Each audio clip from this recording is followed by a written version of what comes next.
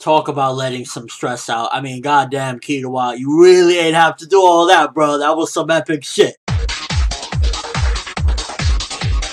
So with this week's episode, we pick up from where we last left off with Killua going in, and apparently he's got this technique called Godspeed, but it runs out after a certain amount of time. And when he was going in on Youpi, I was just thinking to myself, like, God damn, just imagine once this kid gets older. Like, just imagine him in another 5 years or even 10 years, the amount of strength he's going to have if he has this amount of power right now with that ability and just overall going in with that attitude. And I was just like, this is a monster in the making. He's already a monster, but just imagine when he gets older, because Youpi's like, these people have like 10% of my power. What is going on here? So once Killua gets older, whether we have a time skip after this arc or whatnot, it's going to be ridiculous because this guy is a freaking beast. And that was just a great way to kick off the episode with Killua just going in, and then obviously after that ran out. Very strategic of him to go with Malarion and pretty much hide, because it was like Youpi was going to come back for some revenge. So overall, that was an interesting bit. It was kind of reminding me a little bit of the way Knuckles did it, like fucking him up and then running. And it just goes to show once again that the Royal Guards are truly no joke. They were built up to be something that they actually are, and that's indestructible monsters. It's like, yeah, you better be scared. Then nearly the entire rest of the episode was dealing with Ikalgo and Bravada.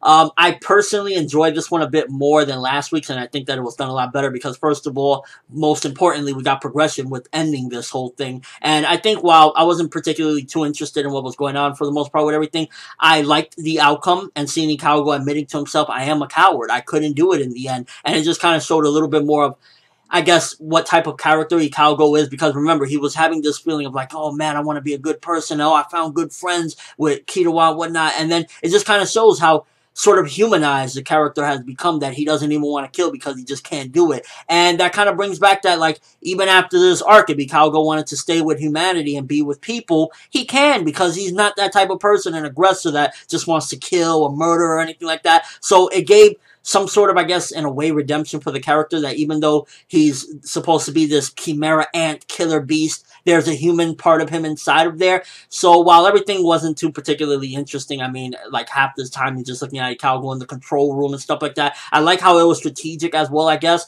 and just overall the payoff in the end was very good. It was like unpredictable, and I just like where it went in the end. So good payoff, and overall we progressed out of that, which, if I'm correct, that was supposed to be a lot longer, but I think what they're doing, from what I understand, is that they're taking chunks of the manga, and instead of having the way the manga does it, where like you get a little bit of Ikalgo, then you go back to Killua, they're just like bunching it all together, so that way it just goes through each and every section, which is, I guess, a better way to do it, because now, even though the Ikalgo stuff wasn't the most interesting, now it's already done, and we got the payoff in this episode. And then the episode ends off with a setup for Morel versus Pouf, and that's going to be interesting as well, because I'm still thinking in my head, Morel, while he's a beast, I don't know if he can really take on one of the Royal Guards by himself, so that's going to be interesting as well. Overall, with this episode, I feel as though the best thing that it did was progression. A little bit unpredictable with the outcomes for both Killua and the Ikalgo stuff, because with Killua, I was like, yeah, he's pissed off. And then when I saw him just fucking up Youpi, I was like, yo, could he actually defeat one of the Royal Guards by himself? So it ultimately gave me like, oh shit, well, he had to run in the end because his technique ran out. And then ultimately with the Ikalgo stuff as well, I was kind of like,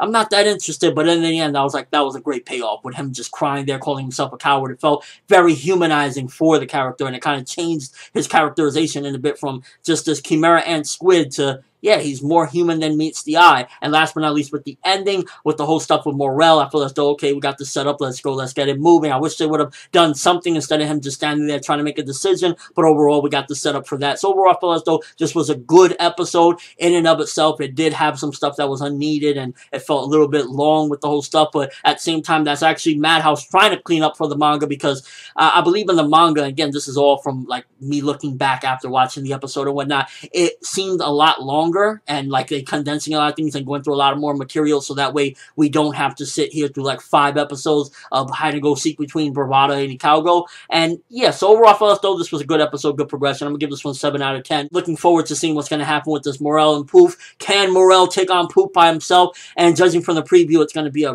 really tricky battle from what I've seen thus far. And I'm looking forward to seeing Killua get into more action, because at the end of the day, what he did in the beginning of this episode was like, yo, you're a monster, bro. If he could do Godspeed like 24/7, then I don't know who could fuck with him. But let me know what you guys think. First of all, the Bravada and Ikalgo situation. Do you feel as though it was unpredictable? Did you hate Ikalgo for that? Did you love him from that? I think it did justice for the character. That's my stance on it. It did justice in the sense that it really just put his perspective on who he is and what type of person he wants to be in the future. And what do you guys think about the beginning with the brawl between Killua and Youpi? Did you think that Killua was just a monster? Did you feel as though he should have just immediately de-hearted Youpi? And just overall thoughts of the episode. Did you enjoy it, whatnot? I got a kick out of it. Felt as though some parts with the Ikalgo and Bravado stuff was very long-winded, but aside from that, it was good progression and good setup for next week's episode. But that's all I have for this review. Thanks for watching. Hope you enjoyed. Thumbs up for Killua, the beast going in Godspeed. I was like, yo, we got Super Saiyan 2 up in this bitch. ForneverWorld, and as always, people,